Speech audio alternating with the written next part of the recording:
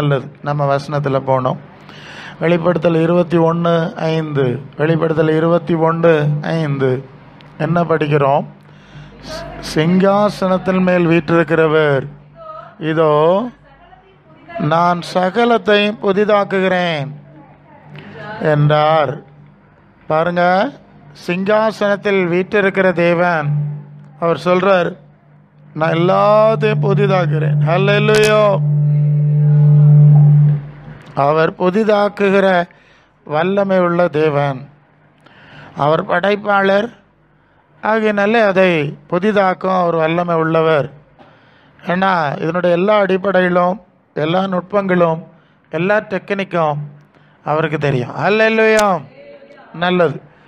இப்போ அவர் சொல்லுகிறார், நான் சகலத்தையும் புதிதாக்குகிறேன். ஏதோ ஒரு பகுதி இல்லை, ஒரு விஷயத்தை இல்லை, எல்லாமே, எல்லாம் என்டர் அத்தனை விஷயத்தையும் நான் புதிதாக்குகிறேன், சகலத்தையும் புதிதாக்குகிறேன் என்று சொல்கிறார்.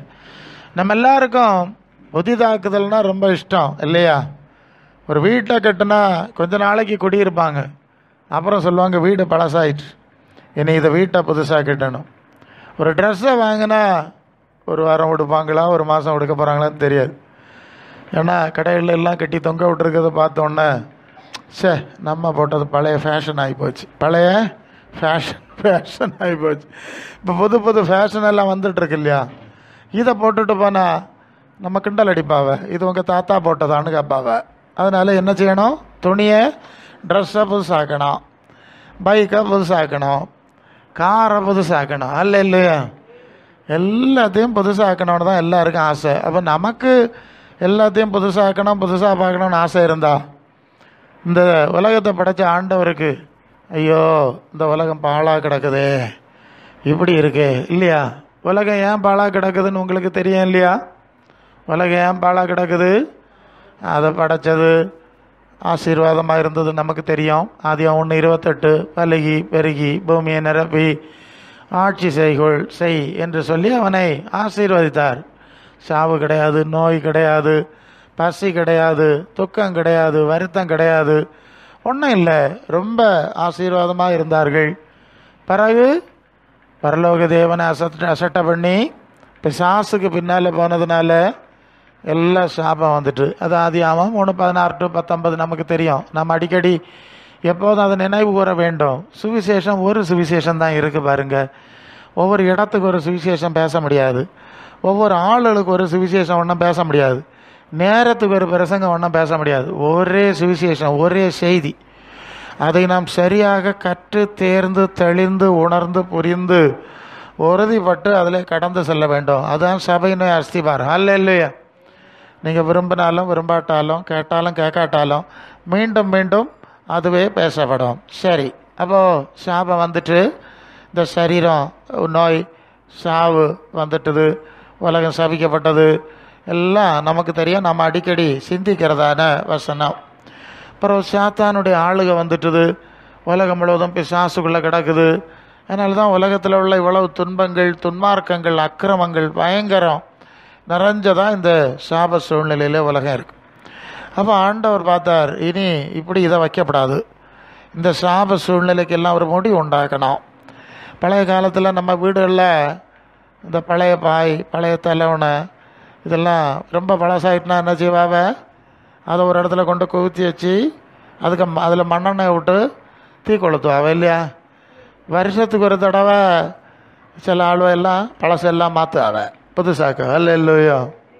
வருஷத்துக்கு ஒரு தடவை, ஆமாம், எல்லாவற்றையும் மாற்றுகிறது உண்டு. பழசை மாற்றிட்டு புதுசாக்கி கொண்டே இருக்கிறார்கள். ஆமாம், நல்ல பொருள்னு சொன்னாலும் வீட்டுக்குள்ளே எடுக்க மாட்டோம், வேண்டாம் வேண்டாம் அது பழசு.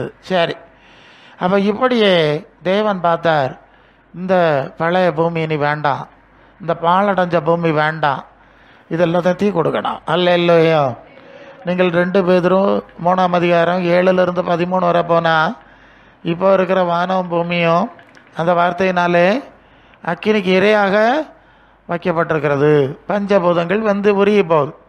அப்போ நம்ம அந்த பழைய பொருட்களை எல்லாம் தீ கொளுத்துறது மாதிரி இந்த சாபம் பிடிச்ச உலகத்தை இப்படியே வச்சனமாக்கும். இந்த சாத்தானுடைய ஆட்சியில் இருக்க உலகத்தை இப்படியே வச்சனமாக்கும். வைக்கப்படாது, அதை தீ கொளுத்திடணும். இன்னும் ஒரு முடிவு எடுத்தாச்சு. இதுக்கு பதிலாக புதுசு உண்டாக்குவேன். ஏசாயா 65:17, இதோ நான் புதிய வானத்தையும் புதிய பூமியையும் சிருஷ்டிக்கிறேன், முந்தினவளே நீ. நம்மளுக்கும் அப்படி தானே, பழசை நினைக்க மாட்டான் இல்லையா? பழைய வீடை இடித்து போட்டுட்டு புதுசு கட்டி போடுறான். அதுபோல் அவர் நான் இனி பழசெல்லாம் நினைக்கல, நல்லதையும் புதுசாக படைக்க போகிறேன். சகலத்தையும்னா பழசு ஒன்றுமே இருக்காது, அப்படி தானே அர்த்தம்? பழசு ஒன்றுமே இருக்காது, எல்லாம் பிராண்ட் நியூ. பழசு ஒன்றும் கிடையாது, இந்த பெயிண்ட் அடித்து புதுப்பிக்கிறதெல்லாம் கிடையாது. மொத்தமாக நான் புதுசாக போகிறேன் என்ற ஒரு திட்டம். அதை ஏசாயாவில் சொன்னவர் வெளிப்படுத்தின விசேஷத்திலையும் சொன்னார். நீங்கள் 1 பேதுரு 3:13 அங்கே ஒரு வசனம் என்ன சொல்லுது? தேவனுடைய வாக்குத்தத்தத்தின்படியே தேவனுடைய நீதி வாசமாக இருக்கும், புதிய வானங்களும் புதிய பூமியும் உண்டாகும்படி என்ன செய்கிறோம்? வசனத்தை படிங்க, நீங்கள் படிங்க பார்ப்போம். வாக்குத்தத்தத்தின்படியே தேவனுடைய நீதி வாசமாக இருக்கக்கூடிய புதிய வானங்களும் புதிய பூமியும் உண்டாகும் என்று காத்திருக்குதெல்லாம். நீங்கள் அது இப்போ அப்படி தான் செய்தி கொள்ள போகிறோம். ஆவியானவர் எப்படி கொண்டு போகிறாருன்னு பார்க்குறோம்.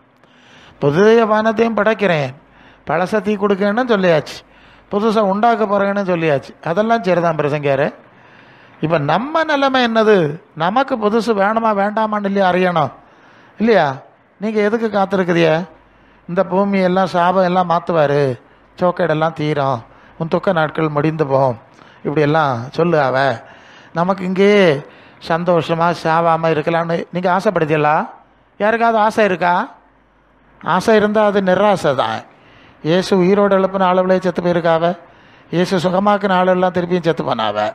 இயேசுவை போயிட்டார், அப்போஸ்தலன் போயார், பிறகு நாம இருக்குது. அப்படி உங்களுக்கு யோசனை என்னது? இங்கேயே இந்த துக்க நாட்கள்லாம் முடிச்சுட்டு இருக்கலான்னு நினச்சதியலோ? என்ன யோசனை? எல்லாரும் அப்படி தான் நினச்சி பொய்யாச்சு, மண்ணில் கொண்டு வச்சு சிலுவை நாட்டியாச்சு. அதனால் ஆண்டவர் சொல்லுவார், இந்த காரியங்களுக்கு மேலே இருக்கக்கூடிய அந்த நம்பிக்கையெல்லாம் விட்டு நான் உண்டு பண்ணக்கூடிய புதிய வானம் புதிய பூமிக்காய் காத்திருங்கள். அல்லேலூயா. நான் சொல்லுவது புரிஞ்சா நல்லது. புதிய வானம் புதிய பூமிக்கு அந்த பேதுரு அப்போஸ்தலர், ஆதி அப்போஸ்தலர் அப்படி தான் பேசினார். இல்லை தான் அப்போஸ்தலர் தீர்க்கதரிசி அஸ்திபாரம் கிறிஸ்து மூலக்கல் என்று சொல்லி எபேசியர் 2:20 சொல்லியிருக்கு. சபைன்னு சொன்னால் இந்த அஸ்திபாரத்தில் நிற்கணும். ஆமாம், புதிய வானம் புதிய பூமிக்கு காத்திருக்கக்கூடிய அஸ்திபாரம் தான் சபையின் அஸ்திபாரம்.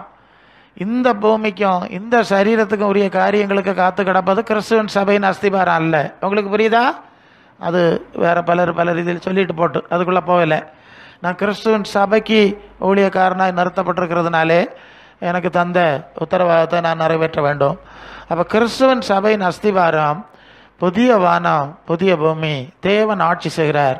வெளிப்படுதல் 22:3 ஆட்டுக்குட்டியானவருடைய சிங்காசனம் அங்கே இருக்கும், இனி ஒரு சாபமும் இராது. சரிதானே? அப்போ எல்லாம் சாபம் போனோன்னா இயேசு ஆட்சி செய்யக்கூடிய அந்த சூழ்நிலைக்கு போனால் தான் எல்லா சாபம் தீரும். இங்கே சாத்தான் இருக்கிறது வரை சாபம் தீராது. இது தேவ சாபத்தில் இருக்கனால சாபம் தீராது. ஒரு அளவு கொஞ்சம் தேவ கிருபை கிடைக்கும், அதை கடந்து போயிட வேண்டியதான். சரிதானே? ஐடியா புரிஞ்சுதா? அப்போ இப்போ சொல்லுதான், மீண்டும் சொல்லி ஆகணும். ஏன்னா சபை இல்லையா, அதுக்கு அஸ்திபாரத்தை பலமாக நிறுத்தணும். பலமாக அஸ்திபாரதம் போடுவதற்காக வேண்டியதான் கொஞ்சம் திருப்பி அதை சொல்ல வேண்டிய சூழ்நிலை ஏற்படுது. சரி, அப்போது எல்லாவற்றையும் புதிதாக்குறேன் அவர் சொல்லிவிட்டு நீங்களும் அந்த புதிய காரியங்களை அடைவதற்கு காத்திருக்க வேண்டும் என்று சொல்லுகிறார். அல்லேலூயா. சரி, இப்போ இந்த புதிய காரியத்தை புதிய சிருஷ்டிப்பை அந்த காரியங்களை அடைய வேண்டும்னு சொன்னால் அதில் என்னெல்லாம் இருக்கும்? 2 வசனத்தை ஞாபகப்படுத்துகிறேன். அது புதிய வானம் புதிய பூமி புதிய எருசலேம். நீங்கள் வெளிப்படுத்தல் 21:1 புதிய வானம் புதிய பூமி உண்டாயிற்று, புதிய எருசலேம் ஆகிய பட்டணம் உண்டாயிற்று. அது 2200 கிலோமீட்டர் நீளம், 2200 கிலோமீட்டர் அகலம், தங்கத்தரை, எப்பவும் பகலாக இருக்கும், ஜீவ தண்ணீர் ஓட உண்டு, உலகத்தில் இருக்கிறத விட மிக அழகான சூழ்நிலை அங்கே இருக்கிறது. எல்லாம் இதுக்கு முன்னால் நம்ம பார்த்துருக்கோம், எல்லாம் அங்கே இருக்குது. 21, 22 அதிகாரத்தில் வெளிப்படுத்தலை நீங்கள் படிச்சுட்டா அதை நீங்கள் புரிஞ்சிக்க முடியும். சரி, அடுத்தது புதிய சரீரம் இல்லையா? எப்பவும் நினைவு கூற வேண்டிய முக்கியமான விஷயம் அது.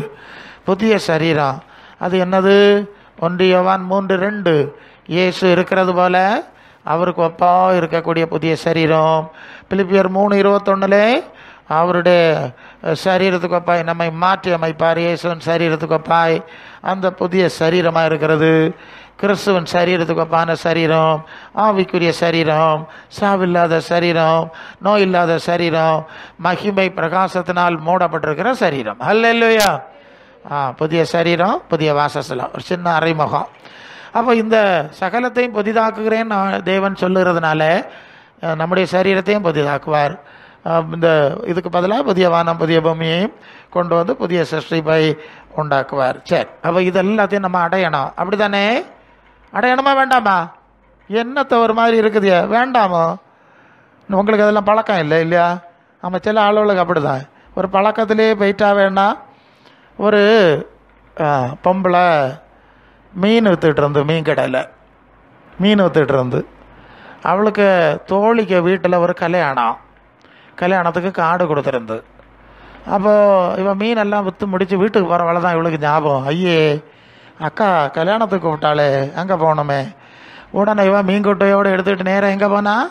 கல்யாண வீட்டுக்கு போனா. கல்யாண வீட்டுக்கு போனோன்னா கல்யாண வீடு எப்படி இருக்குன்னு தெரியும் இல்லையா? அக்கா சொன்னா, ஐயே மீன் விற்றுட்டா வந்த, சரி அந்த குட்டையை அங்கே வெளியே வை, அங்கே போய் குளி, நான் புதிய துணி எல்லாம் தாரேன் சொல்லி குளிக்க சொல்லி அவங்களுக்கு புதிய துணி எல்லாம் கொடுத்து, கல்யாண வஸ்திரமா, இப்போ கல்யாண வீடு உங்களுக்கு தெரியுமே, மாயக்கூத்து, எல்லாம் கொடுத்தாச்சு, ஜோடிச்சுட்டு சரி இருட்டிட்டு ராத்திரி ஆகிட்டு, இனி உறங்கிட்டு நாளைக்கு வீட்டுக்கு போன்னு சொல்லியாச்சு. இது உறங்குக்கு போச்சு. நல்ல ஒரு ரூம் கொடுத்து அழகா ஏசி வசதியோட அந்த ரூமு. ஐயோ அது கண்டதும் இல்லை கேட்டதும் இல்லை, சொப்பனம் கண்டதில்லை. கிடந்து உறங்குனா மற்றவையெல்லாம் வேறு இடத்துக்கு போயிட்டா. ஒரு தனி ரூம் கொடுத்தாச்சு. பாட்டிக்கு உறக்கம் வராது. அங்கே கொஞ்சம் நேரமாக பார்த்து பாட்டிக்கு உறக்கம் வரையில. பைய கதவை திறந்து பார்த்து எல்லாரும் உறங்கியாச்சு. பைய வெளியே போச்சு. இது மீன் விற்றுக்கிட்டு வந்த குட்டை அங்கே கிடந்து, மீன் குட்டை. அந்த குட்டையை எடுத்துக்கிட்டு வந்து தலைக்கு மாட்டில் வச்சுக்கிட்டு படுத்தது. நல்ல உறக்கம் வந்துட்டு. இல்லையா? உங்களுக்கு புரிஞ்சு தானே சொல்லுது? அது ஆயுசு முழுதும் மீன் குட்டைக்கிட்டே உறங்கி பழகுனது இல்லையா? அதுக்கு ஏசி ரூமில் கொண்டு போட்டாலும் உறக்கம் வரையில. இது போலேயாக்கும் உலகத்தில் மனுஷர் வேறு விதமான காரியங்கள் எல்லாம் ரொம்ப காலம் மூழ்கிட்டாவே இல்லையா? சொர்க்கத்தை கொடுத்தாலும் வேண்டாம் பிரசங்கியாரு, கொள்ளாமா நீர் வச்சுக்கிடும், நீங்கள் போய் இருங்க, எங்களுக்கு வேண்டாம், எங்களுக்கு இந்த மீன் குட்டை போகிறான். அந்த நிலைமைக்கு 1000 ரூபா போல இருக்குது. அப்படி தானே? இது ஒரு பக்கம். இன்னொரு பக்கத்துக்கு பிரச்சனை என்னன்னு சொன்னால், அது இந்த காலத்தில் உள்ள பிரச்சனை. இந்த காலத்து நவீன சபைகளுக்கு பிரச்சனையை சொல்லுவேன். அதுக்கும் ஒரு காரியம் முன்னால் வருது. ஒரு கிராமத்தில் இது மாதிரி, இதை விட ஒரு பட்டிக்காட்டு கிராமம். இப்போ பிறந்து வளர்ந்த ஒரு வாலிபன் இருந்தான். அவனுக்கு அம்மா அப்பா இல்லை. அவனுக்கு பாட்டி தான் அவனை வளர்த்தாவ. யார் வளர்த்தது? பாட்டிக்கு பராமரிப்பில் அவன் வளர்ந்துட்டான். ஏதோ கொஞ்சம் போல் படித்தான் போல இருக்குது. பார்த்தான் வேலை இல்லை, ஊரில் வேலை இல்லை இல்லையா? அதிகபட்சம் 16 தான் கிடைக்கும். ஒன்றும் இல்லை. வேலைக்கு போனோம். மும்பை பாம்பேக்கு போனால் அங்கே நிறைய வேலை இருக்குது, நிறைய கம்பெனி இருக்குது, வேலை கிடைக்குதான் அப்படின்னு வேலை தேடி போனான். அங்கே போன இடத்துல ஒரு சின்ன வேலை கிடச்சிது. வேலை செஞ்சான். அங்கே அவன் விதவிதமான காரியத்தை பார்த்தான். இங்கே ஊரில் கருப்பட்டி மட்டும் தான் உண்டு. என்னது உண்டு? கருப்பட்டி மட்டும் தானே உண்டு இல்லையா பழைய காலத்தில்? அக்கானியும் கருப்பட்டியும். அங்கே பார்த்தா கண்ணாடி கூடுக்குள்ளே ஒன்று சிவப்பாக இருக்குது, ஒன்று பச்சையாக இருக்குது, ஒன்று சதுரமாக இருக்குது, ஒன்று வட்டமாக இருக்குது. நான் பார்க்குறது இல்லையா பேக்கரியில்? இப்போ இது மாதிரி பல ரீதியில் இருக்குது. ஒன்றை வாங்கி தின்னு பார்த்தா அது ஒரு மாதிரி இருக்குது, இன்னொரு வாங்கி தின்னு பார்த்தா அது வேற ஒரு மாதிரி இருக்குது. எத்தனை டைப்பு! இவனுக்கு தோணிச்சு, கொள்ளாமே எங்கள் ஊரில் கருப்பட்டி மட்டும் தான் உண்டு. அவன் பாட்டியை நல்லா நேசித்தான். ஏன்னா அந்த பாட்டியிலே வளர்த்தது இவனை. இனி ஊருக்கு திருவிழா, கோயில் திருவிழா நடக்கவளை வருஷத்துக்கு இருக்காதான் ஊருக்கு வருவான். அப்போ ஊருக்கு போகிறவளை என்ன செய்யணும்? இந்த பாட்டிக்கு இந்த எல்லா முட்டாயிலையும் கொஞ்சம் கொஞ்சம் வேண்டிட்டு போனான். அப்படின்னு எல்லாத்துலேயும் கொஞ்சம் கொஞ்சம் கூட, சிவப்பில் 2, பச்சையில் 2, நீளத்தில் 2, மஞ்சள் 2, சதுரத்தில் 2, எல்லாம் கலந்து போட்டு எல்லாம் கொடுத்து வாங்கிட்டு வந்தான். வாங்கிட்டு வந்து ஊரில் வந்து இறங்கினோடனே நேராக பாட்டியை பார்க்க போனேன். பாட்டிக்கு பயங்கர சந்தோஷம். பேரா வந்துட்டியா.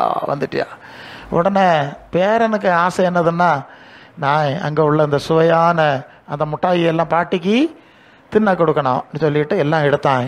அதை பார்த்தது பயந்து, இது என்னது இப்படி இருக்குது, பட்டாக்கு மாதிரி இருக்குது, பட்டாசு மாதிரி இருக்குது. இல்லை நல்ல ருசியாக இருக்கும் பாட்டி, நீ இந்த ஜென்மத்தில் கண்டிருக்க மாட்ட, இன்னும் காண மாட்ட, தின்னு இன்னும் எடுத்து 1-2 கொடுத்தான். வேறம் கொண்டு வந்தா பின்ன தூரப்பட முடியுமா? அதை எடுத்து போட்டு அப்படியே பாட்டி அப்படியே சாப்பிட்டுட்டே இருக்கும். பேரன் என்ன நினச்சான்னு சொன்னால், இந்த பாட்டி அதுக்கு ஆயுஸ்லேயே காணாத ரொம்ப ருசி உள்ள பண்டம் இல்லையா, அந்த பிள்ளைகளெல்லாம் அந்த சாக்லேட்டு பிள்ளைகளுக்கு வாங்கி கொடுக்கும்போது அந்த பிள்ளை என்ன செய்யும் தெரியுமா, அந்த சாக்லேட்டை தின்னுட்டு நடனம் ஆடம் பார்த்துருக்குதியெல்லா? அப்படியே நான் பார்த்துருக்கேன், எனக்கு பேர பிள்ளைகளுக்குல்ல எடுத்துக்கிட்டு நடனம் ஆடும். ஆமாம், இது மாதிரி இப்போ பாட்டி இப்போ நடனம் ஆடும் அப்படின்னு தான் இவன் நினச்சிக்கிட்டு அந்த பாட்டிக்கு முகத்தை பார்த்துட்டே இருந்தான். பாட்டி ஒரு மாதிரி இஞ்சி தின்ன குரங்கு மாதிரி இப்படி உணர்ச்சி இல்லாமல் இருந்து வச்சுக்கிட்டே இருக்கு கொஞ்ச நேரம். இல்லையா, இவனுக்கு ஒன்றுமே புரியலை. என்னடா இது, ஒரு உணர்ச்சி இல்லாமல் பாட்டி அது பாட்டுக்கு இப்படி இருக்குது அப்படின்னு அந்த பாட்டிக்கு வாயே பார்த்துட்டு இருந்தான். அப்போ தான் பயலுக்கு மனசில் ஆச்சு, எல்லாம் சிவப்பு கலரில் இருக்குது. என்ன கலரில் இருக்குல்லாம்? பச்சை மஞ்சள் நீலம் போட்டதெல்லாம் இப்போ என்ன கலரில் இருக்கான்? எல்லாம் சிவப்பாக இருக்குது. அது என்ன விஷயம்னு கேட்டால், இந்த பையன் வாரக்கு கொஞ்சம் முன்னதான் பாட்டி நேரம் போகாமல் 1 மணி நேரம் கொஞ்சம் வெத்தலை, கொஞ்சம் போயில, கொஞ்சம் பாக்கு, கொஞ்சம் சுண்ணாம்பு எல்லாம் வச்சு தள்ளி தள்ளி தள்ளி சாறு எடுத்துக்கிட்டு இருந்தது. இந்த பயம் வர்றதுக்கு 1 நிமிஷத்துக்கு முன்னால் தான் அதை வாயில் போட்டு அடுத்த மிஷினில் போட்டு அரைக்க ஆரம்பிச்சுது. இவன் பையன் முட்டாயை கொண்டு கொடுத்தான். 1 மணி நேரம் தள்ளுனது தூரப்பட முடியும், துப்ப முடியும். அதுக்கு கூட சேர்த்து பையன் கொடுத்தா முட்டாயை போட்டுட்டு இப்போ என்னாச்சு, முட்டாய், பாக்கு, போயில, சுண்ணாம்பு, வெத்தலை எல்லாம் சேர்ந்து அது புதிய ஃப்ளேவர் ஆகி போச்சு. உப்பும் தெரியலை, புளிப்பும் தெரியலை, எரிப்பான். இந்த காலத்து சபைக்கு லட்சணத்தையாக உங்களுக்கு சொல்லு, இப்படி எல்லாத்தையும் போட்டு குழப்பி ஜனங்களுக்கு பரலோகம் வேணுமான்னு கேட்டால் அதையும் சொல்ல தெரியலை, இல்லை பாதாளம் வேணுமான்னு கேட்டால் அதையும் சொல்ல தெரியலை. இந்த லட்சணத்தில் சபைகள் ஆகி போச்சு. நீங்கள் அப்படி ஆயிராதுங்க. சரி, அப்போ புதிய வானம், புதிய பூமி, புதிய எருசலேம், புதிய சரீரம், புதிய மகிமை கிடைக்கும். இதுக்கு நமக்கு உங்களுக்கு வேணாம் இல்லையா? புதுசு வேணுமா? இல்லை பிரதங்காரு, நமக்கு கொரோனா ஊசி போட்டு நீட்டிடலாம், இப்படியே போகலாம். டாக்டர் மாதிரி வந்திருக்காரு இல்லையா, புதிய டாக்டர் வந்திருக்காரு, புதிய மருந்து வந்திருக்காரு, நமக்கு ஆஸ்பத்திரி அப்படியே நினைக்குதுங்களா? இல்லை, புதுசு வேணும்னா அடுத்த இதுக்கு போனோம். வெளிப்படுத்தல் 21:7, ஒரு வெளிப்படுத்தல் 21:7 அங்கே என்ன சொல்லியிருக்கு? படிச்சிருங்க 5 படிச்சுட்டோம். முதல்ல ஜெயங்கொள்ளுகிறவன் எல்லாவற்றையும் சுதந்திரித்துக் கொள்வான். நல்லா கேட்டுக்க, நான் அவனுக்கு தேவன், அவன் எனக்கு குமாரன். அப்போ பாஸ் ஆனவர்களுக்கு எல்லாத்தையும் பாஸ் ஆனவர்களுக்கு கொடுக்கணுமா, தோத்தைகளுக்கு கொடுக்கணுமா? உங்களுக்கு எப்படி தோணுது? உலகத்தில் தோத்தவர்களுக்கு ஏதாவது கொடுப்பாங்களா? கொடுக்கல இல்லையா? இப்போ எல்லாம் பாஸ் ஆச்சா? சரி, உலகத்து இந்த மண்ணை கொடுக்கறதுக்கே பாஸ் ஆன ஆளுக்கு தான் கொடுப்பாங்களாம். அப்போ பரலோகம் கொடுத்தா என்ன செய்யணும்? பாஸ் ஆன ஆளுக்கு தான் கொடுக்கணும். அவர் சொல்லார், பாஸ் ஆனவளுக்கு கொடுப்பேன். அப்போ ஜெயங்கொள்ளுதல்னா என்னது? இந்த வசனத்தை பலரும் மாதிரி பேசுவாவ, அதுக்குள்ளே போவான்டான். இயேசுநாதர் சொல்லது கேட்போம் இல்லையா? அவர் இருக்க இடத்துக்கு இல்லையா போனோம்? யோவான் 16:33, யோவான் 16:33 படிங்க. யோவான் 16:33 ஆண்டவர் சொல்லுகிறார், உலகத்துங்களுக்கு உபத்திரம் உண்டு, ஆனாலும் திடன் கொள்ளுங்கள், நான் உலகத்தை எதை ஜெயிக்கணும் சொல்லுங்க, நீங்க சொல்லுங்க, எதை ஜெயிக்கணும்னு? உலகத்தை ஜெயிக்கணுமா, இல்லை உலகத்துக்கு சரணடையணுமா? எது வசதி? வசனத்திலேயாக்கம் போகிறோம்.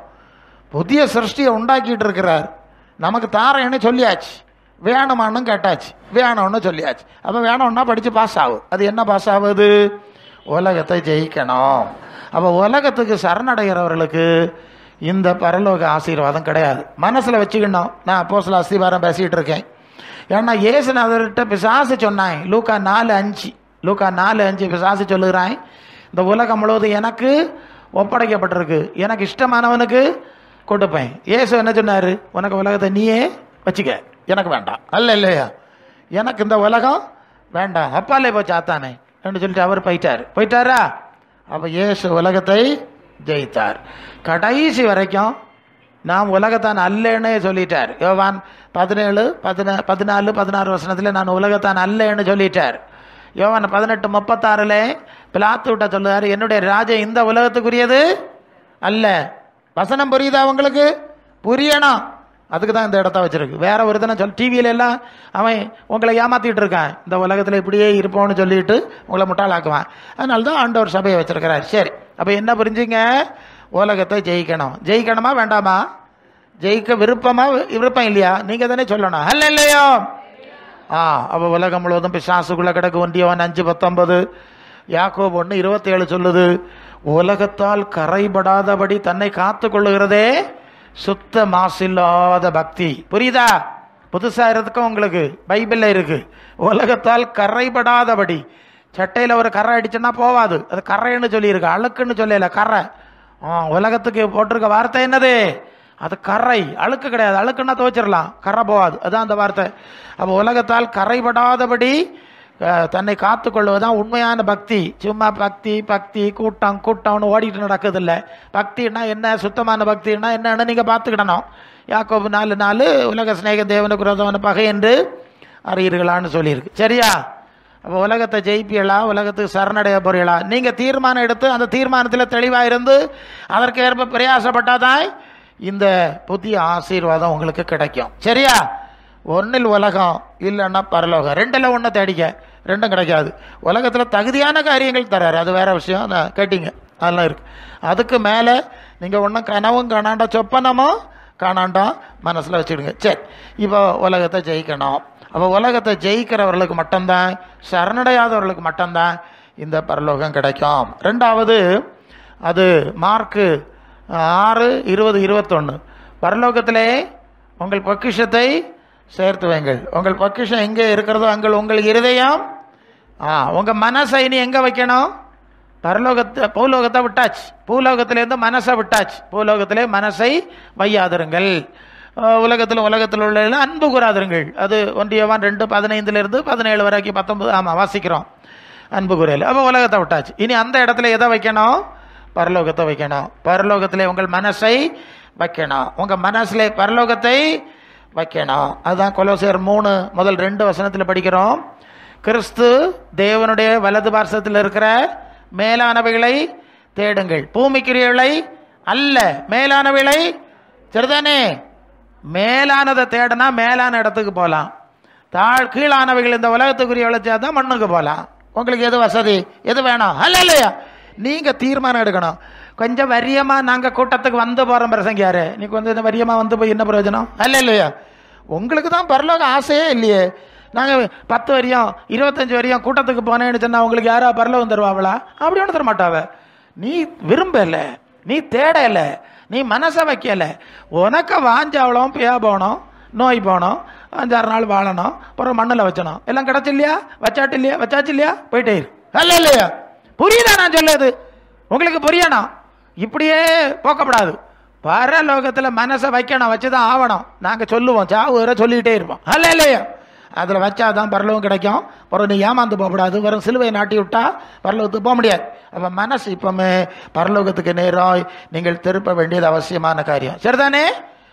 முதலாவது, பாழான, சாபமான, அழிவுக்குரிய சாத்தானுடைய ஆட்சியில் இருக்கிற இந்த உலகத்தை, அதுக்கு மேல உள்ள ஆசையை விட்டுரு, நம்பர் 1. 2வது, பரலோக தேவன் இருக்கிற இடத்துல உங்கள் மனசை, இருதயத்தை வைக்கணும். 3வது என்ன பார்க்குறோம்? 2 கொரிந்தியர் 5:17 வரும்போது, ஒருவன் கிறிஸ்துவுக்குள்ள இருந்தால், ஒவ்வொரு வசனத்தையும் கவனிக்கணும். ஒருவன் கிறிஸ்துவுக்குள்ள இருந்தால் புது சிருஷ்டியாக இருக்கிறான், பழையவையெல்லாம் ஒழித்து போயிடும். நல்லா கேட்கணும். இப்போ உங்களுக்கு புதிய பரலோகத்துக்கு போனோம், புதிய சிருஷ்டி ஆண்டவர் உண்டாக்காராம், எப்போ புதிய வீடு கட்டாராம், போனோம். ஆசை நல்லது. ஆனால் உங்கள்கிட்ட இருக்க பழச விடணுமே. என்ன சொல்லுதிய? நான் சொல்லுது மனசிலாச்சா? உங்கள்கிட்ட இருக்க பழச, ஒரு பழமொழி சொல்லுவாவ எங்கள் ஊரில், கக்கத்தில் இருக்கிறதையும் விடப்படாது, உரியில் இருக்கிறதையும் எடுக்கணும். உரின்னா இந்த மேலே கட்டி தொக்குவில்லை, எலி எல்லாம் வராமல் இருக்கிறதுக்கு பானை வைப்பிய. இந்த ஆசாமிக்கு கக்கத்தில் ஒரு ஐட்டம் இருக்குது, அது என்னத்தையும் இருக்குது, கருவாடோ என்னத்தையும் வச்சுக்கிடுங்க, கொடைக்கணை வச்சுக்கிடுங்களேன், இடுக்கிட்டு இருக்கு. இந்த ஆசாமிக்கு உரியில் இருக்கிறத எடுக்கணும். அப்போ என்ன செய்யணும்? இவ கையை தூக்குனா இது கலப்படத்துறோம், இதை இடுக்கி பிடிச்சா அதை எடுக்க முடியாது. இப்படி தானே பல வேளை நமக்கு நிலைமை இதுதானே. இப்படி இப்போ 2 இல்லை கடைசியில், இப்படி தான் தீரும். அருமையானவர்களே, அப்படி இருக்கக்கூடாது.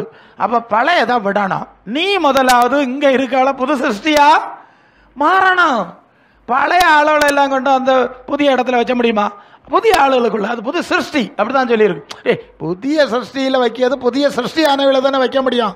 அப்போ புதிய சிருஷ்டியாக மாறணும். சொல்லுது மனசிலாவதா?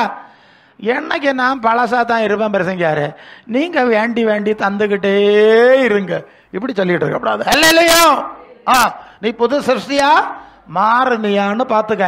வரியம் எத்தனை ஆச்சுன்னு நீங்க பார்த்துக்கிடணும். உங்களை நீங்களே நியாயம் தீக்கணும். எத்தனை வரியம் ஆச்சு? நான் அப்படிதான் இருக்கேன்னா சிலர்கிட்ட கேட்டா எப்படி இருக்குதிய சிஸ்டர்? அப்படியே தான் இருக்கேன் பிரசங்க. ஆமா, எப்படி இருக்கிற பிரதர்? அப்படியே தான் இருக்கிறேன். இருந்துக்கா, அப்படியே இருந்துக்கா, மாறப்படாது. இப்ப நீ ஏன் மாற இல்லைன்னா ஆண்டவர் அப்படி மாறுவார் இல்லையா? அவரும் பாப்பாரு, நானே என் பாட்டில் இருந்துக்கிறேன், நீ உன் பாட்டில் இருப்போம். அப்போ வாழ்க்கையில என்ன வரணும்? மாற்றம் வரணும்.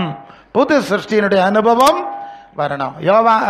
ரோமர் 6:4 சொல்லுறது அது ஞானஸ்நானத்தை பற்றி பேசுது. கவனிக்கிறீங்களா? ஞானஸ்நானம்னா அது புதிதான ஜீவன் உள்ளவர்களாய் நடந்து கொள்ளும்படி அவருடைய மரணத்தில் அவரோடு கூட அடக்கம் பண்ணப்பட்டோம். கிறிஸ்து உயிரோடு எழுப்பப்பட்டது போல நாம் புதிதான ஜீவன் உள்ளவர்களாய் நடக்கணும். ஹல்லேலூயா. தண்ணி தெளிச்சதுனாலேயோ தண்ணியில முங்குறதுனாலேயோ ஒரு தரம் பரலோகத்துக்கு போக முடியாது. நல்லா நீங்க மனசுல ஆகணும். ஞான ஸ்நானங்கிறது பழைய அனுபவங்களை எல்லாம் அடக்கம் பண்ண அனுபவமாகும். நீங்க அடக்கம் பண்ணினீங்களா? என்னத்தை எல்லாம் பழச அடக்கம் பண்ணினீங்க? என்ன காரியம்னு நீங்களே யோசித்து பார்த்துக்கிடணும். சும்மா தெளிச்சியலா முக்குனியலா அது முங்கினியலா நீங்க பாருங்க. பழைய எதை என்னெல்லாம் அடக்கம் பண்ணினீங்க? இல்லை பிரசங்கியாரு, எல்லாம் அடக்கம் பண்ணி முடிச்சாச்சு. இப்போ நான் புதிதான மனுஷன், புதிதான ஜீவன் அவ்வளவனாய் தான் நான் இப்போ நடக்கிறேன் அப்படின்னு உங்களால் எத்தனை பேருக்கு சொல்ல முடியும்? சொல்ல முடியலன்னா உங்களுக்கு அந்த புதிய சிருஷ்டி பரலவும் கிடையாது. இல்லையோ? நீங்க புதிதான ஜீவன் உள்ளவர்களா இன்னும் மாற இல்லையே, பிறகு எப்படி உங்களை கொண்டு அந்த புதிய சிருஷ்டியில விட முடியாது. இல்லையோ? ரோமர் 12:2 நீங்கள் இந்த பிரபஞ்சத்துக்கு ஏற்றபடி வேஷம் தெரியாமல் வாழாமல் தேவனுக்கு பிரியமும் நன்மையும் பரிபூர்ணமான சித்தம் என்னதென்று பகுத்து பார்க்கத்தக்கதாக உங்கள் மனம் புதிதாகிறதுனாலே நீங்கள் மறுரூபம். அப்போ ஏற்கனவே சொல்லிட்டேன், உலகத்துக்கு சரணடைந்தவர்களுக்கு பரலோகம் கிடையாது, உலகத்துக்கு கீழ்பட்டு உலகத்துக்கு வழியில போறவர்களுக்கு சொர்க்கம் கிடையாதுன்னு சொல்லியாச்சு. இப்ப மீண்டும் வருது, நீங்க இந்த உலகத்துக்கு ஏற்ப வாழப்படாது, பரலோக தேவனுக்கு எது பெரியம்? ஏன்னா அங்கேயா போனோம், நமக்கு அங்கேயா போனோம். அப்ப அவருக்கு என்ன பிடிக்கும்ங்கிறத சிந்திக்காண்டாமா, ஆராய்ச்சி செய்யாண்டாமா, பழச விடாண்டாமா, புதிய மனுஷன் ஆவாண்டாமா? சும்மா இயேசுவே தோத்திரம் ஆத்திரம் பாத்திரம் இப்படி போட்டுட்டு இருந்தா ஓடிட்டு இருந்தா பரலோகத்துக்கு போலாமா? ஒரு தினம் விடமாட்டான், இங்கே விடமாட்டான், உலகத்திலே விடையில. காவக்காரன் அங்கே நிற்பான், நீ என்ன படம் காட்டுனாலும் நில்லு, ஐடி எடு, ஐடி இருக்கா? யாரு உனக்கு ஐடி கார்டு எடு, இல்லைன்னா ஒன்றும் விட மாட்டேன். சந்தேகம் வந்தோன்னா பிடிச்சி சந்தேக கேஸில் உள்ள வச்சு போடுவானுவேன். இல்லையா? உலகத்திலே சில இடங்களுக்குள்ள உள்ள போக வழி இல்லை. ஐடி இருக்கா, பர்மிட் இருக்கா, போ, இல்லைன்னா திருப்பி போ, இல்லைன்னா ஏன் வந்தாய், சந்தேக கேஸில் தீவிரவாதியா வேற மாதிரி வந்தியா அப்படின்னு உள்ள வச்சிருக்கான். உலகத்திலே கேட்டுக்குள்ள விட மாட்டேங்கிறான், அப்ப பரலோகத்தில் விடுவது அப்படி? அந்த புதிய எருசலேம் பட்டணத்துக்கு 12 வாசல், 12 தேவதூதர்கள் அங்க காவல் இருக்கா? இல்லையா? அப்போ இங்க என்ன புரியுறோம்? உனக்கு மனசு புதுசாச்சா? உனக்கு பரலோக தேவனுக்கு ஏற்ற காரியத்தை சிந்திச்சலா? பரலோகத்துக்கு போனோன்னு எல்லாருக்கும் ஆசை இருக்குல்ல. அப்போ அந்த இடத்துக்கு போனோன்னா அந்த இடத்துக்கு போகிற வழி, அதுக்குள்ள சிந்தனைகள் இப்போவுமே எல்லாம் ரெடி ஆகணுமே. கல்யாணம் வீடுன்னா 6 மாதத்துக்கு முன்னாலே பண்டு கொடி வெட்டுது, முந்திரி கொத்து சுத்துது, எப்படி கொடி முந்திரி கொத்து, அப்புறம் என்னெல்லாம் எத்தனையோ வகை கொண்டு போகணுமா. 6 மாதத்துக்கு முன்னாலே மாவெல்லாம் இடித்து அதை வறுத்து அதை பக்குவப்படுத்தி கிளவிமாருக்கு பயங்கர உற்சாகம் பாருங்க. ராத்திரி எல்லாம் உறங்காமல் இருந்து வடைச்சி விட்டதுக்கும் முந்திரி கொத்துச்சு விட்டதுக்கும் கல்யாண ஆகோஷத்துக்குள்ள கொடி வெட்டுது, கொடி ஒட்டுது. அப்புறம் கல்யாணம் முடிஞ்சு பொண்ணு மாப்பிள்ளை அப்புறம் போறக்குள்ள எல்லாம் பிச்சு எறிஞ்சு நாரி அங்கே கிடக்கு. பார்க்க இல்லையா நம்ம 6 மாதத்துக்கு உழைப்பு, ஆமா எல்லாம் போட்டுட்டு போறா. அப்போ இதுக்கு இவ்வளவு ஒருக்கம் இருக்கு இல்லையா, இவ்வளவு பிரயாசம் இருக்கு இல்லையா? கல்யாணம் வீட்டுக்கு பிறகு 6 மணிக்கே எழும்பி நின்றுட்டு கண்ணாடிக்கும்னா திருங்கி சுத்தி எத்தனை நேரம் ஆகுது. அதுக்கு இம்பட வப்பராளம் இருக்குல்ல. பரலோகத்துக்கு போனோம்னா அவனுக்கு வப்பராளம் உண்டா? போகலாம் பிள்ளை, போகலாம் குட்டி, 12 மணிக்கு போகலாம், பிரசங்கம் முடிய நேரம் போகலாம். நான் ஒரு இடத்துல ஒரு சபையில் பிரசங்கத்துக்கு போனேன். பிரசங்க முடிய நேரம் ஆளு எல்லாம் துபா வருது. எனக்கு புதுமையா இருந்து, என்னடா இது, எல்லாரும் முந்தி வரும் இல்லைன்னா பாதியில தரும். கரெக்டா ஆமேன் போடு நேரத்துக்கு ஆள் வரன்னு பார்த்தா இந்த பிரசங்க யார்கிட்ட சேம் பண்ணுது வர அவளா? அவிய கொள்ள இல்லையா? அவிய கூட்டத்துக்கு வர மாட்டாவளா? பிரசங்கியார் ஜெபம் பண்ணணும். அவர் கூட்டம் முடிவில் தானே பிரசங்கம் பண்ணுவார். அதனால கூட்டம் முடிஞ்ச பிறகு நமக்கு பாஸ்டர்கிட்ட ஜெபம் பண்ணிட்டு ஆசீர்வாதம் வாங்கி ஒரு கட்டாவும் கொண்டு வரணும். ஆளுக்கு ஒரு நார் வெட்டியும் ஒரு கட்டாவும் எங்கள் ஊரில் வல்லவன் எல்லாம் சொல்லி கொண்டு வாருங்க. இல்லைன்னா ஒரு சாக்கம் வேண்டிட்டு வாருங்க. நமக்கு கூட்டத்துக்கு போகிற நேரம் வரி கட்டி ஒரு ஆட்டோ பிடிச்சி கொண்டு போயிடலாம். இப்படி தானே ஆளுகளுக்கு எண்ணம். அப்படி அங்கே வரலாம். அப்போ முன்னாலெல்லாம் அப்படி கிடையாது. கண்டிப்பாக சொல்லிடுவான், ஏய் நேரத்தை இத்தனை மணிக்கு கூட்டத்துக்கு வராத ஆளுகளுக்கு நான் ஜெபிக்க மாட்டேன்னு பாச சொல்லிடுவார். இல்லையா, உனக்கு பரலோகத்துக்கு பரவாயில்ல வழியெல்லாம் சொல்லணும், உன்னை சரிப்படுத்தணும். ஒரு பொம்பளை ஒருக்கா என்கிட்ட அப்படிதான், நான் ஏதோ 2 வார்த்தை பேசுறேன், பிரசங்கியாரு எனக்கு உபதேசம் வேணாம் பண்ணாண்டா, அவர் செபம் வேணா பண்ணுங்க. கொள்ளாமா, அவளுக்கு உபதேசம் வேண்டாமா, செபம் வேண்டாமா. இந்த வேதத்தை கேளாதவனுடைய ஜெபமும் அருவருப்பானு சொல்லியிருக்கு. எல்லாம் சொல்லி எடுத்து எப்படியும் மூடி பஞ்சு விட்டேன், என்ன செய்யுது பாவம் பழச்சிட்டு போட்டு. அன்புக்குரியவர்களே, அப்போ நீ புதிய மனுஷி ஆனியா, நீ புது சிருஷ்டி ஆனியா, புது சிந்தனை வந்ததா, உனக்கு மனசுல மாத்தம் உண்டான்னு பார்த்துக்க. கோயில் மாறி ஓடுறதுனால பரலோகத்துக்கு போக முடியாது. இல்லையோ, மதம் மாறுறதுனால ஓட முடியாது. பார்த்துக்க, உன் மனசுல பரலோக சிந்தை, பரலோக தேவனுக்கு கேட்ட சிந்தை எண்ணங்களை வந்திருக்கா? இல்லைன்னா கவனமா இருந்து சீக்கிரமா சீர்திருத்தி ஒழுங்குபடுத்தி ஆகணும். இல்லையோ, ஹல்லேலூயா. சரியா? அடுத்தது தீர்த்து 3:5. தீர்த்து 3:5 அவர் நம்மை நம்முடைய நீதியின் கிரியைகளின்படி நம்மை ரட்சியாமல் மறு ஜென்ம முழுக்கினாலும் பரிசுத்தாவின் புதிதாக்குதலினாலும் நம்மை ரட்சித்தார். மறு ஜென்ம முழுக்கு, அந்த ஞான ஸ்நானத்துக்கு போட்டிருக்க வார்த்தையை பார்த்தீங்களா? ஒரு ஜென்மம், பழைய ஜென்மம் முடிஞ்சு புது ஜென்மம், ஜாதகமே மாறிட்டு என்கிற அர்த்தமாக்கும். சரி, 2வது பரிசுத்தாவின் புதிதாக்குதல். அப்ப பரிசுத்தாவியானவர் வந்தா சும்மா கைய கால உதறிட்டு போறதில்லை. பார்த்துடுங்க, உங்க வாழ்க்கையை அது மாத்தணும். அல்ல இல்லையா? பரிசுத்தாவியானவர் நீங்க யோவான் அது 2:3-5 தானே, ஒருவன் ஜலத்தினாலும் ஆவியினாலும் பரவாவிட்டால் தேவனுடைய ராஜ்யத்திலே பிரவேசிக்க. நல்லா கவனிக்கணும். இதுல வாரதை அப்படி சொல்லிடுறேன். இந்த ஜலத்தினால் பிறத்தல்னு சொல்லுது ஞானஸ்நான அனுபவத்தையும், பரிசுத்தாவியினால் பிறப்பது என்று சொல்வது அது பரிசுத்தாவியினுடைய அனுபவத்தையும் அது குறிக்கிறது. சரிதானே? நல்லா கவனிக்கணும். ஜலத்தினால் பிறப்பது, நீங்க அந்த வார்த்தையை சரியா கவனிக்கணும். ஞான ஸ்நானம் பெற்றவன் அந்த இடத்த வார்த்தை தண்ணீர் முழுக்க சொல்லாம ஜலத்தினால் பிறத்தல்னு சொல்லியிருக்கு, ஆவியினால் பிறத்தல்னு சொல்லியிருக்கு. அல்லேலூயா. அவ ஜலத்தினாலும் ஆவியினாலும் பிறக்க வேண்டும். அப்ப என்ன அர்த்தம்? ஞான ஸ்நான அனுபவத்தின் மூலம் நீ புது சிருஷ்டியாக பிறக்க வேண்டும். சரிதானே? புது சிருஷ்டியாய் மாறணும். பரிசுத்த ஆவியின் அனுபவத்தின் மூலம் நீ புது சிருஷ்டியாய் மாறணும். அது அந்த பிறத்தல், புதிய மனிதனாக நீ மாற வேண்டும். அப்ப பரிசுத்த ஆவியினாலே புதிதாக்கப்பட வேண்டும். நீங்கள் பரிசுத்த ஆவியினாலே புதிதாக்கப்பட்டுறீர்களா, படுகிறீர்களா என்கிறத நீங்க தாமே சிந்திச்சு பார்க்க வேண்டும். ஹல்லேலூயா, ஹல்லேலூயா. சும்மா தண்ணியில் முங்கியிருக்கேன், சும்மா கையை காலை உதறிட்டு போனேன்னெல்லாம் பேசப்படாது. இல்லை, நாங்கள் மறு ஜென்ம முழுக்கு புதிதான ஜீவன் உள்ளவர்களாய் நடந்து கொள்ளும்படி பழச அடக்கம் பண்ணணுங்கிற அனுபவம் இருக்கிறதா? அப்போதான் நீ புதிய மனுஷி. அடுத்தது பரிசுத்த ஆவியினாலே நான் புதிதாக்கப்பட்டு கொண்டே இருக்கிறேன். என்னுடைய சிந்தைகள் செயல்கள் எல்லாம் ரொம்ப தலைகளை மாறிட்டு பாஸ்டர், மாறிக்கிட்டே வருது.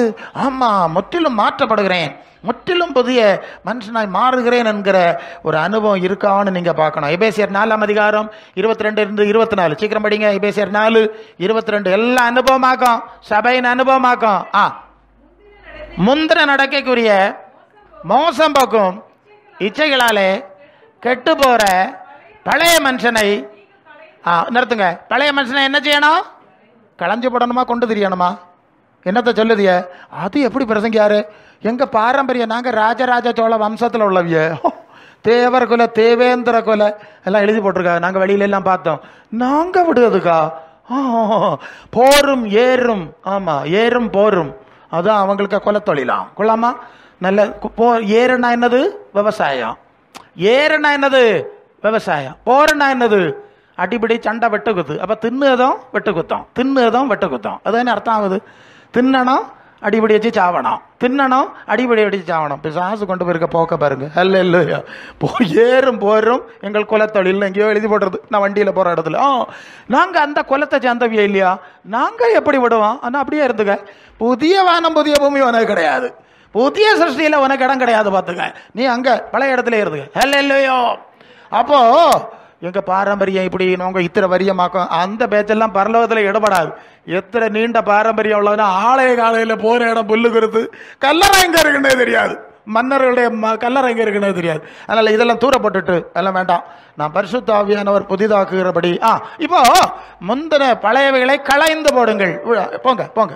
அந்த வசனம் உள்ளத்திலே கவனிச்சா, உள்ளத்திலே புதிதான ஆவி உள்ளவர்களாகி மெய்யான நீதி பரிசுத்தத்திலும் தேவனுடைய சாயலால் சிருஷ்டிக்கப்பட்ட புதிய மனுஷன். நல்லா கவனிச்சுக்க, புதிய ஆவி. அப்ப பழைய ஆவி ஒன்று இருந்து இல்லையா? பழைய ஆவி இருந்ததுனால தானே ஆள் வளாது இப்படி இழுத்து நாங்கள் ஆச்சரியப்படுவோம். இந்த ஆள் இதெல்லாம் சொன்ன பிறவோம், இப்படியெல்லாம் நாங்கள் காட்டின பிறவோம், ஆண்டவர் இத்தனை அற்புதம் செஞ்ச பிறவோம் அவிய வழியில தான் போறாவ. ஆண்டவருக்கு பின்ன வரையிலையே, ஏசுநாதருக்கு பின்னால வரையிலையே, ஏசுநாதர் சொல்லுறது கேட்கலையே, அவர் அற்புதம் செய்யணும்னு மட்டும் காத்து கிடக்காவ, ஆனால் அவர் சொல்லுது ஒன்றும் கேட்கலையான்னு நாங்கள் ஆச்சரியப்படுவோம். அப்போ ஆண்டவர் சொல்லி இருந்தார்லே, இதுகளுக்குள்ள வேற ஒரு ஆவி இருக்கு பார்த்துக்க. என்ன ஆவி? வேற ஒரு அண்ணா சொல்லியிருக்கு இல்லையா, பழைய ஆவி ஒன்று இருந்தில்ல, இது புதிய ஆவி. அவர் பழைய ஆவி இருக்குது. ஆளு கூட்டத்துக்கு வருதுன்னு பார்க்காண்டாம், அது கோயிலுக்கு போறது சீயச்சியாக்கம் சத்திய வேதமாக்கம் இல்லே, இந்த கதையெல்லாம் பார்க்காண்டாம். உள்ள வேற ஒரு ஆவி இருக்கு பார்த்துக்க. அது என்ன ஆவி? எபேசியர் 2ஆம் அதிகாரம் 1, 2, 3 படிங்கள். பழைய ஆவி போச்சா பாப்பா? அக்கிரமங்களினாலும் பாவங்களினாலும் உணர்வில்லாதவர்களாய் இருந்த உங்களை அவர் உணர்வடைய செய்தார். அந்த பழைய காலத்திலே இவ்வுலக வழக்கத்தின் ஏற்படியாகவும் கீழ்ப்படியாமையின் பிள்ளைகளிடத்திலே இப்பொழுது கிரியை செய்கிற ஆகாயத்து அதிகார பிரபுவின் ஆவிக்கேற்றபடி நடந்து கொண்டீர்கள்.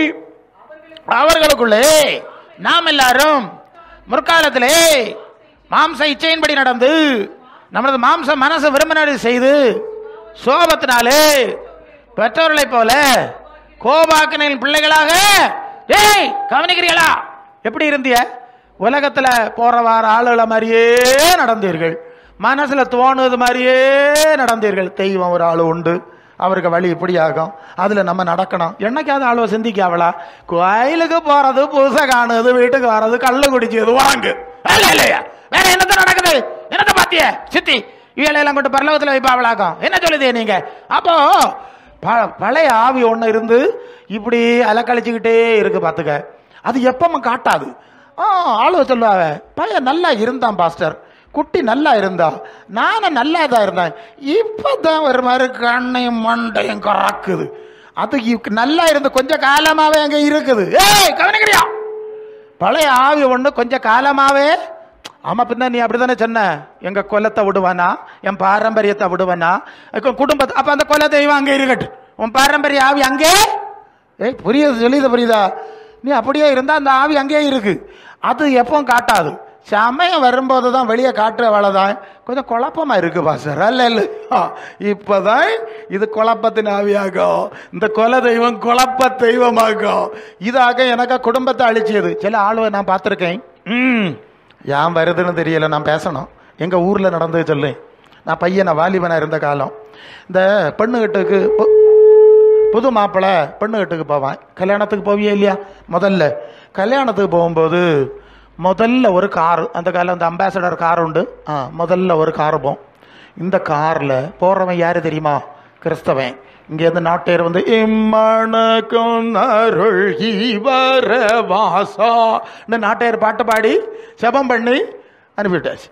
வண்டியில் ஏற வேலை அந்த முதல் காரில் ஒரு தேங்காய் கொடுத்து விடு. நல்லா மனசிலாகணும். நான் போயிருக்கேன் இல்லையா சின்ன பையனா, அது எதுக்கு எனக்கு தெரியல. முதல்ல நானும் வண்டியில் ஏறியாச்சு. வண்டி போகுது. அங்கே போகிற வழியில் குளத்தங்கரையில் வேற ஒரு கோயில் இருக்குது. நல்லா புரியணும். உடனே டிரைவர் வண்டியை நிறுத்தியாச்சு. அந்த குடும்பத்தினுடைய பிரதானி ஒரு ஆள் இந்த தேங்காயை கொண்டு டபார்னு ஒரு அடி அந்த கோயிலில். புரிஞ்சது இல்லையா அவங்களுக்கு? அது சில்லி சில்லியாக தெரிச்சோம். அடிச்சுட்டு சாமியன்னு போட்டுட்டு அடுத்தது வண்டி ஆறுது. திருப்பி அங்கே கோயிலில் போயாச்சு. அங்கே போனோம்னா அங்கே நாட்டை எடுத்துட்டு இசுவையே துதிசை நீ மன்னமே இசுவையே துதிசைன்னு அடுத்த பாட்டு நாட்டை கல்யாணம் நடத்தியாச்சு. அப்போ நான் சின்ன பையன், நான் அப்பவுமே அப்படி தான் பயங்கர சிந்தனை ஆள். இது என்னடா கதையாக இருக்குது, நம்ம எல்லாம் கிறிஸ்தவங்கன்னு சொல்லு. அங்கேருந்து நாட்டேறி சோம் பண்ணி தான் அனுப்பி வச்சாச்சு. வழியில் வேற ஒரு கோயிலில் தேங்காய் அடித்தாச்சு. அடுத்து திருப்பி வந்து இயேசுவை ஏத்து திசை எனக்கு விளங்கலை. நான் என் மனசில் வச்சுக்கிட்டேன். எனக்கு ஒரு பெரியப்பனாரோட நான் பேசிகிட்டு இருந்த வேண்டி வந்தது, கொஞ்சம் வாலிபை. அவர் என்னத்தையோ சொன்னார், எனக்கு கொஞ்சம் கோவம் வந்துட்டு, ஆமா பாய் நீங்கள் எல்லாம் பயங்கர ஆளவ, எங்களுக்கு தெரியும் இஞ்ச ஏசு கடவுள்னு சொல்லுவிய, பிறகு கோயிலில் வேற கோயிலில் போய் தேங்காய் அடிச்சுக்கிட்டு தானே போறிய, ஆமாம் ஆமாம் உங்கள் லட்சணம் தெரியாதான்னு நான் பட்டாருன்னு அடிச்சுட்டேன். வாலிபனா அவருக்கு கோவம் வந்துட்டு என்கிட்ட, டேய் என்ன நினச்சிருக்கிற நீ அப்படியெல்லாம் இல்லாமல் செஞ்சிருவியா, பார்த்துருவோம் எல்லாம் சவால் எல்லாம் விட்டார். நான் அதை கடந்து வந்து ஆண்டவருக்குள்ள வேற பாணியில் வந்து நான் உங்களுக்கு நான் ஊழியக்காரன் நின்றுட்டு இருக்கேன். அவர் போய் தப்பி அடிச்சு, ஆமாம் பிள்ளை நீ சொல்லுதான் சரி பிள்ளைங்களா மன்னிப்பு கேட்டுட்டு போனார். அது வேற கதை. எதுக்கு சொல்லுகிறேன்னு சொன்னா, கோயிலுக்கு இங்கே வந்தாலும் பழைய குல தெய்வத்தை விடப்படாது இல்லையா? எதை எப்படி விட முடியும்? எத்தனை தலைமுறையாக கொண்டு தெரிஞ்சது ஈஸியாக விடுது. அப்படி இப்படி ஒழிச்சு அங்கே வச்சுக்கிட்டேனா ஒரு ஆணி அடிச்சு ஒரு மூலையில் ஒரு நூலை கட்டி அதங்க நீ ஒழிச்சிருந்துங்க. பிரசங்க யார் வந்தால் கண்ணுக்கு தெரியும். ஒரு மூலையில் என்ன செய்யணும் போதாதா, ஒரு மூலையில் ஒரு ஆணி அடித்து சுற்றி விட்டுறணும். பிரசங்க யாருக்கு தெரியும். அவர் வெங்கோடி வந்து பார்த்துட்டு ஷாப்டி ஷாட்டி ஷூட்டி ஷாட்டின்னு அந்நிய பாஷையும் பேசி ஜோ பண்ணிட்டு போயிடுவார். அது அங்கே நிற்கும். இப்படி ஆகும் பிரச்சனை. அப்போ வீட்டில் நிற்கிது, வாழ்க்கையில் நிற்கிது, பழைய ஆவியில் தான் நிற்கிது. பார்த்துக்க, இது ஆகும் பிரச்சனை. அப்போ புதிய ஆவி பரணங்க என்ன சொல்லியிருக்கு? புதிய ஆவி உள்ளவர்களானாதான் உனக்கு பரலோக ஞானம் வரும். மெய்யான நீதியிலும் பரிசுத்தத்திலும் சிருஷ்டிக்கப்பட்ட புதிய மனுஷனா நீ மாறணும்னு சொன்னா இந்த புதிய ஆவி வரணும். பழைய ஆவி போனோம்.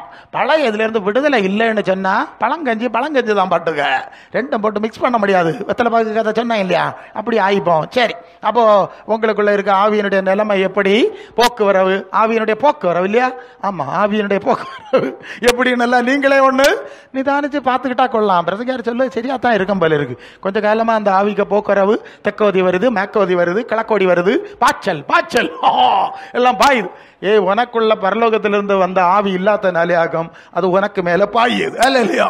எங்களுக்குள்ள பரிசுத்தாவி இருக்கிறதுனால அங்க இருந்து பாயதை அங்க இருந்து வழி மாறி திரும்பி வேற வழியில் ஓடி போயிடும் அல்ல இல்லையா? அண்ணா அவர் அங்க ஒதுக்கி போயிடும். இது ரோட்டில் போறது வாரதுல உனக்கு மேல ஏன் பாயுதுன்னு கேட்டேன். உனக்குள்ள பரிசுத்தாவி கிடையாது. சரி, அப்ப புதுதான ஆவி வேணும். சாரி, 1 கொரிந்தியர் 15:48 1 கொரிந்தியர் 15:48. அடுத்தது, மண்ணானவன் எப்படிப்பட்டவனோ மண்ணானவர்களும் அப்படிப்பட்டவர்களே, வானத்துக்குரியவர் எப்படிப்பட்டவரோ வானத்துக்குரியவர்களும் அப்படிப்பட்டவர்களே. இப்ப முடிக்கணும், கவனிக்கலாம். நீ மண்ணான சிந்தையில மண்ணுக்குரிய லெவல்ல நடந்தா எங்க விண்ணுக்கு போக போறா, எங்க பரலோகத்துக்கு போக போறா? வானத்திலிருந்து வந்த கர்த்தர் எப்படிப்பட்டவரோ அந்த இயேசுக்குரியவரெல்லாம் வானத்துக்குரிய சிந்தனை உள்ளவர்கள். இப்ப புரியுதா? வானத்துக்குரிய சிந்தை உள்ளவர்களுக்கு பரலோகத்துக்கு போகலாம், மண்ணுக்குரிய சிந்தை உள்ளவர்களுக்கு மண்ணொன்னை பாம்பா இங்க கிடக்கலாம். உனக்கு இது வசதி அல்ல இல்லையா? ரொம்ப தெளிவா இருக்கணும். சரி, இப்படி எல்லாம் சிந்தை இருந்தாதான் இந்த பரலோக ராஜ்யத்துக்கு போக முடியும் அல்ல இல்லையா? கடைசியாக இந்த பரலோக ராஜ்யத்துக்கு போனோம்னா உன் ஆத்மாவில், அதை நான் சொன்னேன், அந்த புதிய சிருஷ்டியின் அனுபவம், ஆவியின் கனிகள் வரணும். என்ன வரணும்? கலாத்தியர் 5:22-23 ஆவியின் கனியோ அன்பு, சந்தோஷம், சமாதானம், நீடிய பொறுமை, தயவு, நற்குண, சாந்தம், விசுவாசம்.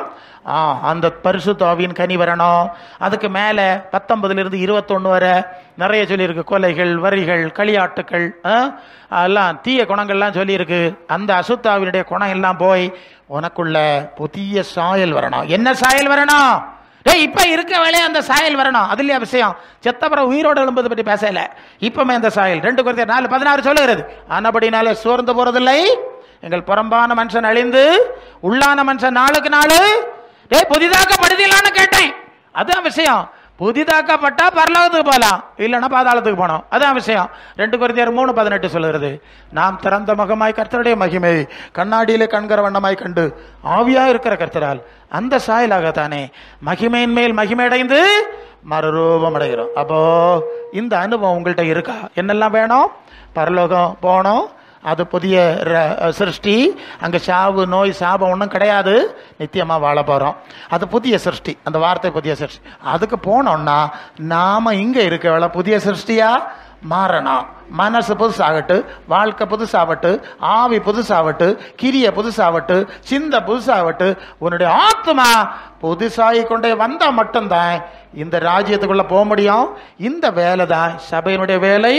இந்த வார்த்தைகள்னாலே கர்த்தர் உங்களை ஆசீர்வதிப்பாராக. ஆமாம்.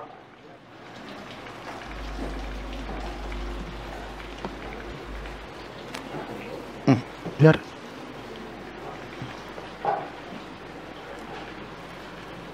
நான் எழுதி நிற்போம். ஒரு பாட்டு பாடும்போது